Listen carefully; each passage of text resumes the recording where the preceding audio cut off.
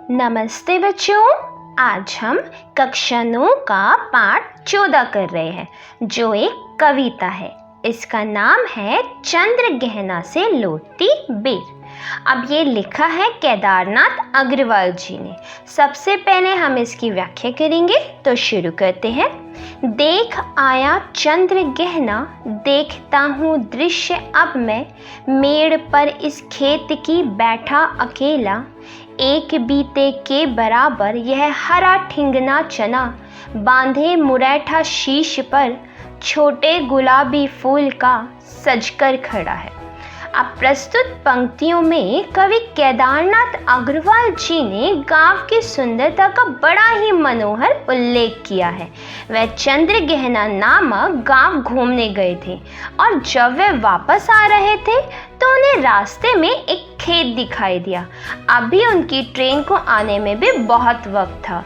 इसी कारण वो खेत की प्राकृतिक सुंदरता को निहारने के लिए एक मेड़, दो खेतों के बीच जो मिट्टी का बना हुआ रास्ता होता है उस पर बैठ जाते हैं और खेतों में उगी फसलों तथा पेड़ पौधों को देखने लगते हैं। कवि आगे कहते हैं कि मैंने चंद्र गहना नामक गांव देख लिया है। अब मैं इस खेत की मेड़ पर बैठकर खेत की प्राकृतिक सुंदरता का लाभ उठा रहा हूँ। आगे चने के पौधे का बड़ा ही सजीला मानवीकरण करते हुए कवि कहते हैं कि एक बीते अर्थात एक पंजे की लंबाई के बराबर, ज़्यादा से ज़्यादा 1 फुट की लंबाई वाला यह हरे चने का पौधा खेतों के बीच लहलहा रहा है। चने के पौधे पर गुलाबी रंग के फूल खिले हुए हैं और उन्हें देखने से ऐसा लग रहा है मानो कोई दूल्हा पगड़ी पहनकर सज धज कर शादी के लिए तैयार हो रहा हो। अब यहाँ पर कवि ने चने के पौधे का मानवीकरण किया है कि वह ऐसा प्रतीत हो रहा है जैसे एक दूल्हा गुलाबी कलर की पगड़ी पहनकर शादी के लिए तैयार हो गया है। पास ही मिलकर उगी है, बीच में अलसी हठीली, देह की पतली, कमर की है लचीली, नील फूले फूल को सर पर चढ़ाकर कह रही जो छुए यह, दो हृदय का दान उसको। अब इसका भावार्थ देखिए। इन पंक्तियों में कवि केदारनाथ अग्रवाल जी ने अलसी के पौधे का मानवीकरण किया है। अलसी का पौधा बहुत ही पतला होता है और थोड़ी सी हवा के कारण भी हिलने लगता है और झुककर फिर खड़ा हो जाता है। इसलिए कवि ने उसे यहाँ देह की पतली और कमर की लचीली कहा है। उन्होंने चने के पौधे के पास में ही उगे हुए अलसी के पौधे को नायिका के रूप में दिखाया है। उनके अनुसार यह नायिका बहुत ही जिद्दी है और इसीलिए हठपूर्वक इसने चने के पौधों के मध्य अपना स्थान बना लिया है। इन पौधों में नीले रंग के फूल खिले हुए हैं जो ऐसे प्रतीत हो रहे हैं मानो नायिका अपने हाथों में फूल पकड़कर अपने प्रेम का इजहार कर रही हो।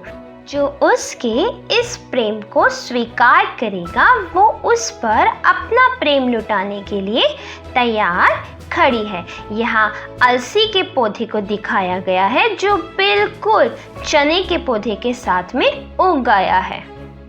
अब आगे देखिए। और सरसों की ना पूछो, हो गई सबसे सयानी, हाथ पीले कर लिए है, बेहा मंडप में पधारी, फाग गाता मास फागुन, आ गया है आज जैसे। अब इन पंक्तियों का भावार्थ देखिए। इन पंक्तियों में कवि ने खेतों के प्राकृतिक सौंदर्य की तुलना विवाह के मंडप से की है। खेतों में चने और अलसी के पौधे अपने सौंदर्य का प्रदर्शन कर रहे हैं। वहीं इन सब के बीच सरसों की तो बात ही निराली है। सरसों के पौधे पूरी तरह बढ़ चुके हैं और उन पर पीले रंग के फूल भी खिल चुके हैं। ये पीले पुष्प सूर्य की रोशनी में किसी नई दुल्हन के हाथों की तरह चमक रहे हैं। सरसों की फसल पक चुकी है। इसलिए कवि कहते हैं कि कन्या शादी के लायक हो चुकी है और अपने हाथ पीले करके इस खेत रूपी ब्याह मंडप पधारी है। ऐसा लग रहा है जैसे फागुन का महीना स्वयं फाग अर्थात होली के समय गाया जाने वाला गीत गा रहा है। देखता हूँ मैं स्वयंवर हो रहा है, प्रकृति का अनुराग अंचल हिल रहा है। इस विजन में दूर व्यापारिक नगर से प्रेम की प्रिय भूमि उपजाऊ अधिक है। भावार्थ, इन पंक्तियों में कवि ने गांव की प्राकृतिक सुंदरता एवं शहर की तुलना की है।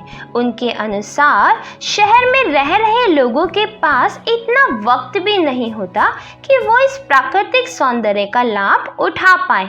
निरंतर होते निर्माण के कारण शहर में हर जगह सिर्फ कंक्रीट की इमारतें ही दिखाई देती है। इसलिए उनके मन का प्रेम भाव बाहर नहीं आ पाता और शहरी लोग स्वार्थी हो जाते हैं। जबकि दूसरी ओर कवि को गांव के प्राकृतिक वातावरण में अनुपम शांति मिल रही है। कवि कहते हैं कि चारों तरफ सुनसान स्थान होने के बावजूद भी खेतों में इतना सौंदर्य भरा है कि ऐसा लग रहा है मानो यहाँ कोई स्वयंवर चल रहा हो। सभी सज धज के खड़े हैं और मंडप भी सजा हुआ है। कन्याएं सजकर अपने हाथ में फूलों की माला लेकर दूल्हे का चुनाव कर रही है। यहाँ लड़की से सरसों एवं अलसी के पौधे को संबोधित किया गया है, जबकि दूल्हे से चने के पौधे को संबोधित किया गया है। ऐसा दृश्य देखकर कवि के अंदर भी प्रेम भावना जागने लगती है। इसलिए कवि ने कहा है, व्यापारिक नगर से दूर प्रेम की यह प्रिय भूमि अधिक उपजाऊ है। और पैरों के तले है एक पोखर, उठ रही इसमें लहरिया, नील तल में जो उगी है घास भूरी, ले रही वो भी लहरिया। एक चांदी का बड़ा सा गोल खंबा, आँख को है चकमकाता, है कई पत्थर किनारे, पी रहे चुपचाप पानी, प्यास जाने कब बुझेगी।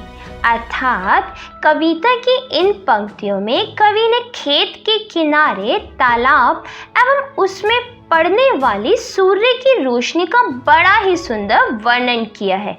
वह मेड़ पर जहाँ बैठे हुए हैं उसके दूसरी ओर स्थित तालाब के जल में हवा के साथ लहरें उठ रही है। उसके साथ ही बगल में उगी भूरी घास पे यूं हिलने लगती है मानो आकाश में पतंगे उड़ रही हो।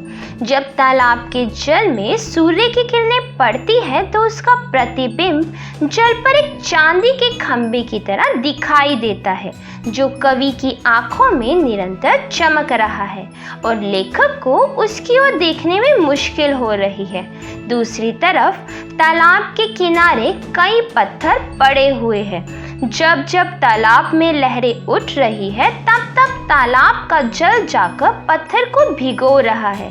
ऐसा प्रतीत हो रहा है मानो पत्थर चुपचाप पानी पीते जा रहा है, परंतु अभी तक उनकी प्यास नहीं बुझी और पता नहीं कब उनकी प्यास बुझेगी।